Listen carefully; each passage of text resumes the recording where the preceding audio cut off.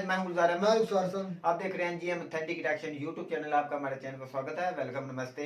अगर आप देखना चाहते हैं इसी तरह की ऑथेंटिक रिएक्शन वीडियोस, आप हमारा चैनल जरूर सब्सक्राइब करें, लाइक करें, शेयर करें, यूं ही अपना प्यार दिखाते रहें। चलो देखते हैं प्रशांत सर की वीडियो। पहले देखते हैं video. India warns oil producers like Saudi Arabia and Russia about actions. तो देखते हैं वीडियो, उसके बाद देते हैं अपना रिएक्शन। नमस्कार, welcome you to World Affairs Now, Prashant Dhawan। Now recently आपने बहुत से आर्टिकल्स देखे होंगे, नहीं देखे तो मैं आपको दिखा देता हूं, जहां पर लिखा है कि भारत ने चेतावनी भेजी है टू ऑयल प्रोड्यूसिंग कंट्रीज। कीमतों को लेकर, तेल के कीमतों को लेकर भारत ने कहा है कि एक्शंस हैव कॉन्सिक्वेंसेज। जो भी आप लोग आज के समय कर रहे हैं, तेल के दाम लगातार अंतरराष्ट्रीय मार्केट में बढ़ाने के लिए, इसके परिणाम आपको देखने होंगे इन द फ्यूचर। और ये स्टेटमेंट रिसेंटली दी है इंडिया के minister of petroleum and natural gas Hardeep Singh Puri ने। ये गए यूएसए में, यूएसए के मीडिया ने इनको कहा कि आप हमारे साथ इंटरव्यू करिए इस टॉपिक को लेकर कि इंडिया आज रशिया से कच्चा तेल परचेज क्यों कर रहा है। जी हाँ, जयशंकर साहब की कई स्टेटमेंट सुनने के बावजूद आज भी आप अगर देखो तो पश्चिमी मीडिया में एक ऑब्सेशन है इस बात को लेकर कि इंडिया रशिया से ऑयल परचेज करना कब बंद करेगा, ताकि यूक्रेन की वॉर में रशिया को एक और बहुत बड़ा झटका लग जाए। और यहाँ पे मैं चाहता हूं इनके इंटरव्यू की एक छोटी सी क्लिप है, ये आप देखें। यहाँ पर पहले तो इंडिया ने यूएसए के मीडिया को ये कहा कि आपका कोई हक नहीं बनता ये बार बार पूछना कि आप किससे ऑयल परचेज करोगे, किससे ऑयल परचेज नहीं करोगे। यूरोप आज भी इंडिया से कई गुना ज्यादा तेल परचेज कर रहा है रशिया से। उसके बाद इन्होंने ऑयल प्रोड्यूसिंग कंट्रीज पर भी बात करी। एक बार मैं चाहता हूं ये क्लिप आप देखिए। We have 60 million people going to the petrol market. There is no moral conflict with buying Russian oil. Oh, absolutely none. Absolutely none. There is no moral conflict. I mean, somebody wants to take an ideological position. Well, but we don't buy from X or Y. We buy whatever is available, and I don't do the buying. It's the oil companies who do Let's the be buying. quite clear about this. India is a backdoor into Europe for Russian oil at the moment. You're talking about the. Hang on, let me just finish. You're talking about the oil that comes in and is used for, and you said there's no moral issue with this in providing energy for 1.4 billion people. But let's be quite clear. Russian oil is imported, it is refined, and then it is exported to Europe. That was done by some private sector companies, not by the OMCs. Who buys Russian oil, where it is refined, etc. No, there's no question. I have no. We have nothing to do with that. First of all, the government doesn't do the buying. Let me be very clear. Oil trade is conducted by economic entities. All right. Today I met the minister from Guyana. They've got production. Come, we'll buy from there. We're buying from Canada. You know something?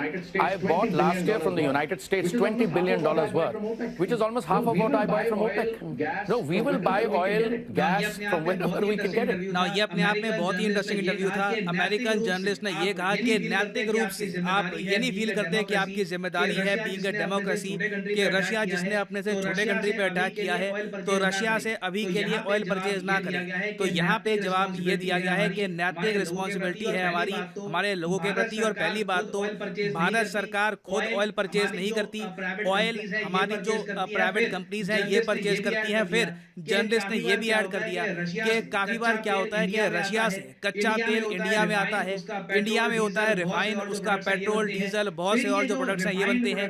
फिर ये जो refined products हैं ये पहुंच जाते हैं Europe में। इसके जवाब में भी हरदीप सिंह पुरी साहब ने ये कहा है कि देखो ये एक प्राइवेट कंपनी ने किया था, आपको याद होगा, उस पर फिर बाद में सैंक्शंस भी इंपोज किए गए थे, एक ही कंपनी थी। तो भारत सरकार यहाँ पे डायरेक्टली इन्वॉल्व है नहीं। अब उसके आगे देखो एक और पार्ट है इस इंटरव्यू का, ये भी मैं आपको दिखाना चाहता हूँ। यहाँ पर जर्नलिस्ट ने ये पूछा कि कल को US, European union directly India को कहेगा कि अब समय आ चुका है कि रशिया से तेल परचेज करना बंद कर दो, तब आप क्या करोगे? ये पार्ट सुनिए। What if the EU or the US were to ask India specifically to halt Russian oil purchases? I'll tell you something. First, you should address that question to the EU or to the United States. I know, but I'm telling you because if India did not buy or someone else didn't buy Russian oil, and if Russian oil were to go off the market, what would happen to international prices? These people would turn around and then the same, somebody's cutting supply, we have more people buying it, the price will go up to $200. Minister, with respect, I'm asking you a simple question. If the EU or the US were to ask India to halt... I don't address hypothetical questions. If the EU wants to come up with something, they will talk to us, we will examine what's in it. So what is on offer now? We have a situation where Hungarian oil can come in through a pipeline and it's exempt from the so-called price cap. Chinese oil goes through, Russian oil goes to China through the pipeline, it is exempt. Japan can buy it. So I'd like to find out whom the price cap is aimed at. We'll have a good, robust discussion on that. बहुत ज्यादा बढ़िया और मैं कहूंगा proper answer गया है India की तरफ से यूएस मीडिया को। आपने देखा यूएसए की जर्नलिस्ट कह रही थी कि मान लीजिए कल को अमेरिका आपको कहता है, यूरोपियन यूनियन आपको कहता है कि रशिया से तेल आपको परचेज नहीं करने, तो जवाब में पुरी साहब कहते हैं मैं हाइपोथेटिकल सवालों का जवाब नहीं देता। हाइपोथेटिकल बात वही होती है कि मान लो अगर ऐसा हो गया, अगर ऐसा हो गया, क्योंकि देखो बात वही आती है कि यूरोपियन यूनियन खुद बहुत ही बड़ी संख्या में रशिया से ऑयल नेचुरल गैस परचेज कर रहा है, कई एशियन कंट्रीज परचेज कर रही है, तो किस किस को यहाँ पर यूएस कहेगा कि आपको ऑयल परचेज नहीं करना, ये परचेज कर सकता है, ये नहीं परचेज कर सकता। इस पर बड़ी एक डीप डिस्कशन करनी होगी और इसका एक सोल्यूशन ये भी निकालना पड़ेगा कि तेल की कीमतों पर आप चेक कैसे रखोगे। और फिर आप आगे का जो इंटरव्यू देखोगे उसमें उन्होंने ये भी बात बोली है कि अगर जो ऑयल प्रोड्यूसिंग कंट्रीज है दुनिया से, अब ऑयल प्रोड्यूसिंग कंट्रीज कौन कौन से हैं, इराक, सऊदी अरेबिया, रशिया हो गया, उसके अलावा कुवैत है, यूएई है, बेसिकली आप कह सकते हैं ओपेक प्लस कंट्रीज की यहाँ पर बात की जा रही है, जिन्होंने रिसेंटली एक बहुत ही अजीब सा काम किया। ओपेक प्लस देशों ने बेसिकली ये डिसाइड कर लिया कि एक ऐसे टाइम में जहां पर दुनिया भर में इन्फ्लेशन पीक पर है ना, ये कच्चे तेल की प्रोडक्शन कट कर देंगे, जिससे होगा क्या कि कच्चे तेल के दाम अपने आप इंटरनेशनल मार्केट में और जरा बढ़ जाएंगे, जो ऑलरेडी आप देख रहे हैं कि बढ़ना स्टार्ट हो भी चुके हैं। तो इसके रिस्पांस में पुरी साहब ने ये कहा है कि एक्शंस हैव कॉन्सिक्वेंसेस। अगर तेल प्रोड्यूस करने वाले देश इस तरीके से कमाई करने का सोचेंगे तो जो खरीद रहे हैं देश उनको भी एक बहुत ही एक मुश्किल निर्णय लेना होगा। और काफी हद तक ये निर्णय ऑलरेडी कई कंट्रीज ले भी चुकी है कि अपना फोकस करो और सोर्सेस ऑफ एनर्जी पर, तेल ऑल टुगेदर परचेज करना ही बंद कर दो, तेल पर निर्भरता ही कम करो अपनी। फॉर एग्जांपल पीएम मोदी ने रिसेंटली ये कहा था कि 2030 तक हमारा टारगेट है कि नॉन फॉसिल फ्यूल एनर्जी, ये जो कच्चा तेल है ये फॉसिल फ्यूल एनर्जी का पार्ट है, उसके अलावा कोयला ये भी आता है फॉसिल फ्यूल एनर्जी में। तो 2030 तक, जो जरा दूर नहीं है, अभी 2022 खत्म हो ही गया, तो गिनती का मान के चलीजिए 8 साल बचे हैं, 8 साल के अंदर अंदर हम लोग 50% जो नॉन फॉसिल फ्यूल एनर्जी है ये यूज करेंगे, तो बहुत ही बड़ा स्टेप होगा भारत के लिए ये। और ये सब हमको करना होगा क्योंकि जो बिल है कच्चे तेल का ये लगातार बढ़ता जा रहा है। कुछ आंकड़े हैं ये मैं आपको दिखाना चाहता हूँ, शॉकिंग नंबर्स है। आपको पता है अभी जो फाइनेंशियल ईयर चल रहा है, अभी जो फाइनेंशियल ईयर स्टार्ट हुआ था अप्रैल 2022 में, तब से लेकर अब तक आप अगर देखो तो 6 महीने हो चुके हैं। 6 महीने में हमारे प्यारे भारत ने कच्चा तेल खरीदने में ना $90 बिलियन खर्च दिए। ये आप अगर कंपेयर करोगे पिछले साल से 76% का बड़ा जंप है। और अभी देखो 6 महीने और है, कच्चे तेल के दाम और बढ़ते जा रहे हैं। कोई बड़ी बात नहीं है, घूम फिर के पूरे साल में भारत को $190 बिलियन खर्चने पड़े सिर्फ कच्चा तेल परचेज करने में। इसके कंपैरिजन में मैं आपको बता रहा हूँ पिछला फाइनेंशियल ईयर जो अपने आप में बहुत मुश्किल था, तो पिछले फाइनेंशियल ईयर में भी आप देखो तो भारत ने कच्चा तेल परचेज करने में $119 बिलियन खर्च दिए थे। उसके पहले आप जाओगे तो हमारा जो बिल था ये 60 से लेकर $70 बिलियन के आसपास हुआ करता था। तो जो खर्चा है कच्चा तेल का ये रिकॉर्ड तोड़ रेट से बढ़ रहा है, 60-70 से सीधा 120, अब 120 से सीधा 200 के आसपास। और फ्यूचर में हमको पता नहीं कि ये अमाउंट कहाँ जाएगा। इससे देखिए इंडिया का बजट, इंडिया के प्लान, एजुकेशन में इन्वेस्टमेंट, इंफ्रास्ट्रक्चर, डिफेंस बजट सब कुछ हिल जाएगा। बेसिकली हम लोग ये जो अमाउंट है ये अफोर्ड नहीं कर पाएंगे। इसको हमें सिंपली एक बहुत ही बड़ा नो बोलना पड़ेगा, क्योंकि सबका इम्पैक्ट सरकार पे तो होगा ही, साथ ही साथ आप देखोगे कि जो हमारी करेंसी है इसकी वैल्यू भी गिरती रहेगी, क्योंकि जब हमारी कंपनियां कच्चा तेल परचेज करती हैं तो रुपये को कन्वर्ट करती है डॉलर में और फिर डॉलर से परचेज करती है तेल। अब यहाँ पे आप कह सकते हो मगर रशिया के साथ तो ये सिस्टम नहीं है। देखिए रशिया के साथ ये सिस्टम नहीं है, मगर हम आज भी बाकी बहुत सारे देशों के साथ ट्रेड करते हैं, तेल परचेज करते हैं, जहाँ पे हमको US डॉलर का यूज करना पड़ता है।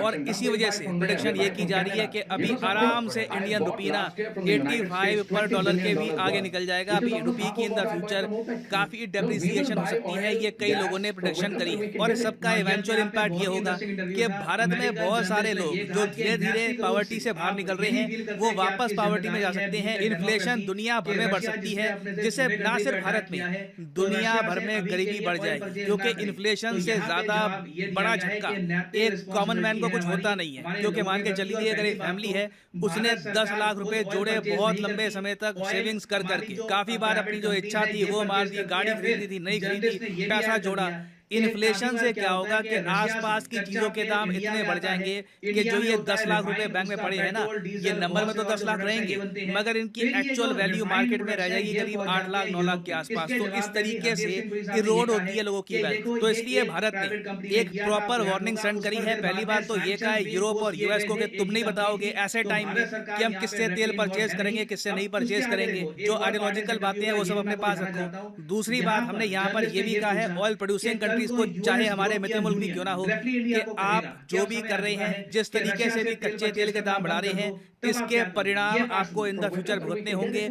Actions will have consequences. और मेरे हिसाब से अब टाइम आ चुका है कि कहीं ना कहीं हमें एक नेशन वाइड मूवमेंट पे काम करना होगा। कंट्री को ना धीरे धीरे एक आप कह लीजिए मोटिवेट करना होगा कि हमें तेल कम इस्तेमाल करना है। इससे ओवरऑल इकोनॉमी को लॉस हो रहा है, देश को लॉस हो रहा है। इसको लिटरली आप कह लीजिए एक पीपल्स मूवमेंट बना के आगे बढ़ना पड़ेगा, तभी इवेंचुअली हमारा देश आप कह लीजिए जो ये एडिक्शन है ना ऑयल से, इससे बाहर आ पाएगा। तो ये वैसे अभी एक न्यूज एंड डेवलपमेंट है, इस पे इन द फ्यूचर अभी बहुत कुछ होना बाकी है। जैसे कि अभी यूएस जेन्युइनली एक प्रस्ताव लेके आएगा रशिया पे ऑयल कैप का, वहां पर देखना होगा कि इंडिया क्या रिएक्शन देता है, रशिया का क्या रिएक्शन होगा। तो मैं अपडेटेड वीडियोस इस टॉपिक पर लाता रहूंगा।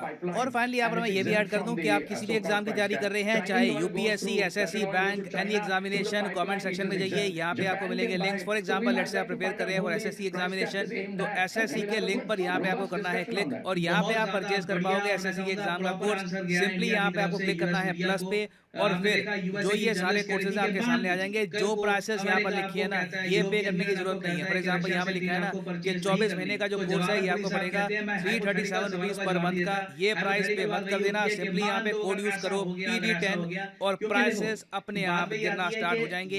You will be able to save a lot of money, so use the promo code PD10 and save money. So इस नोट के साथ ये है वीडियो का। Thank you for listening and as always God bless you all. कि आपको oil purchase नहीं करना, ये परचेज कर सकता है, ये नहीं परचेज कर सकता, इस पर बड़ी एक डीप डिस्कशन करनी होगी। और इसका एक सोल्यूशन ये भी निकालना पड़ेगा कि तेल की कीमतों पर आप चेक कैसे रखोगे। और फिर आप आगे का जो इंटरव्यू देखोगे उसमें उन्होंने यही बात बोली है कि अगर जो ऑयल प्रोड्यूसिंग वीडियो खत्म, मैं कहता हूँ कि एक्सीलेंट, ब्रावो यार, कमाल कर दिया। ये जो उनके थे ना इंडियन के मिनिस्टर थे या जो भी उनका जो डेजिग्नेशन है, मेरी तो बात सुनिए रुखसार, कमाल कर दिया है। वो अंग्रेज नहीं मतलब जब बात कर रही थी तो उसको मतलब जिस तरह एक ना रोब था उस पर, अंग्रेजनी पर, वो सिख भाई का इतना रोब था कि वो लड़खड़ा रही थी बात करते हुए। रुखसार भाई सिख भाई का कॉन्फिडेंस देखो और उसकी कमाल का यार कितना होगा। मैं तो भाई दिल से फील अच्छी ब्रावो कर रहा यार, हूँ। ब्रावो। ऐसा पढ़ा लिखा जो जहाँ माशरा होगा वो मुल्क तरक्की नहीं करेगा तो फिर क्या करेगा।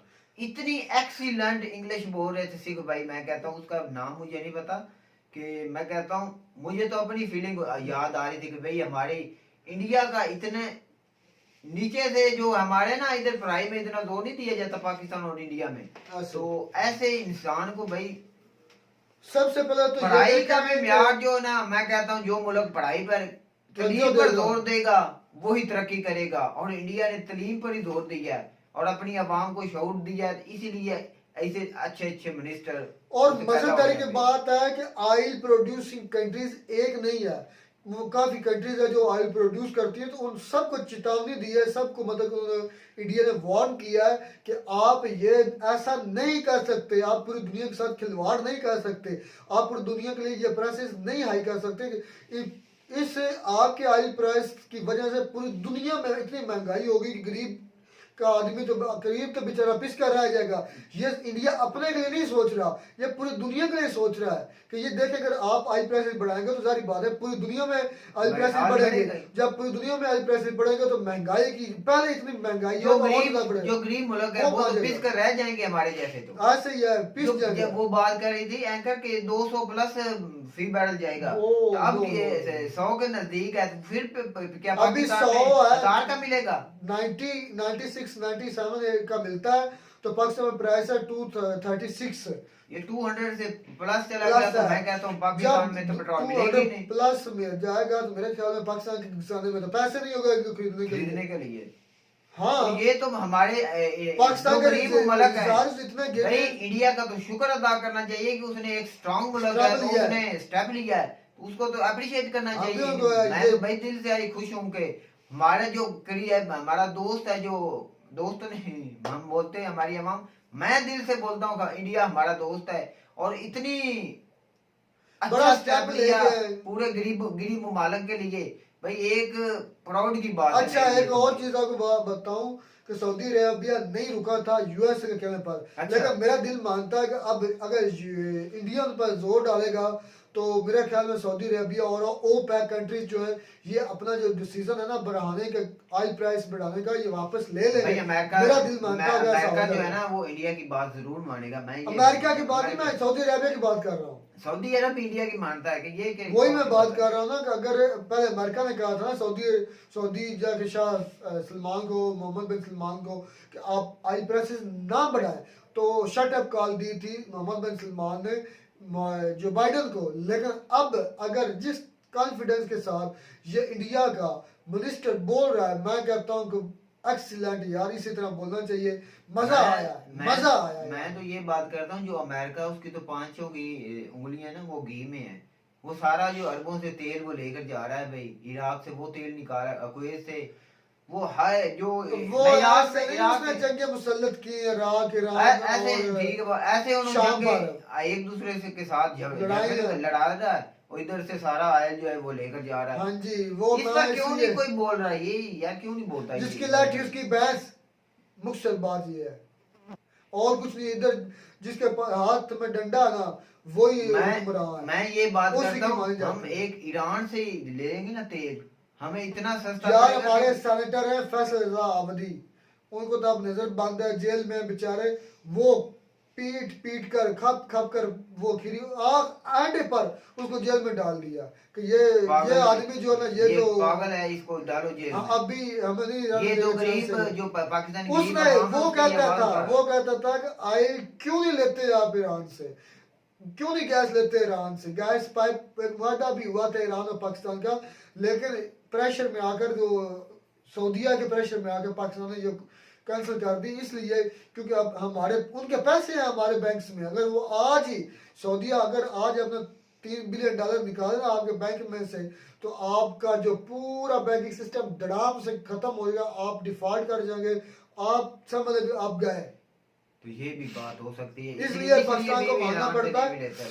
लेकिन तो मेरी तो बात सुने, जो ईरान और जो है ये तो दोनों मुस्लिम ममालिक है, इसमें क्या जंग पड़ी? इनका शिया और सुन्नी, ये शिया सुन्नी हाँ मुसलमान जी। तो हैं, दोनों मुसलमान। ईरान शिया सबसे सुन्नी। बड़ा शिया, सारे हैं ही उधर शिया, क्या और सबसे सऊदी बड़ा अरब में सुन्नी ज्यादा है? और सारे हैं ही सुन्नी, उधर शिया ही नहीं। तो वहाँ भी वो कहते हैं ज्यादा। उधर मौला अली का नाम रखने में पाबंदी है। सऊदी अरब में? हाँ, ऐसा इस्लाम ये होगा तो ऐसी गंदगी फैलाई है हमारे ये जो उलमा कराम है कि ऐसी नफरतें फैला दी हैं कि मुसलमान होने के नाते एक दूसरे को इतनी नफरत करते हैं कि एक दूसरे के खिलाफ कार्रवाइयाँ करते हैं।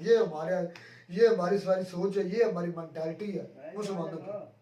असल में मुख्य बात ये है एंड दी एंड कंक्लूड ओपेक जो भी है ना, जितनी कंट्रीज है उन पर अगर इंडिया प्रेशर डालेगा तो भाई मेरा दिल मानता है कि वो ये अपना फैसला वापस ले लेंगे जो बढ़ाने की कीमतें। तुम्हें कहते हैं हमारी वीडियो अच्छी लगी होगी, वीडियो अच्छी लगी हमारे चैनल को जरूर सब्सक्राइब करिए। मिलता है वीडियो में नाटा के साथ, तब तक दीजिए इजाजत। अल्लाह अल्लाह हाफिज़।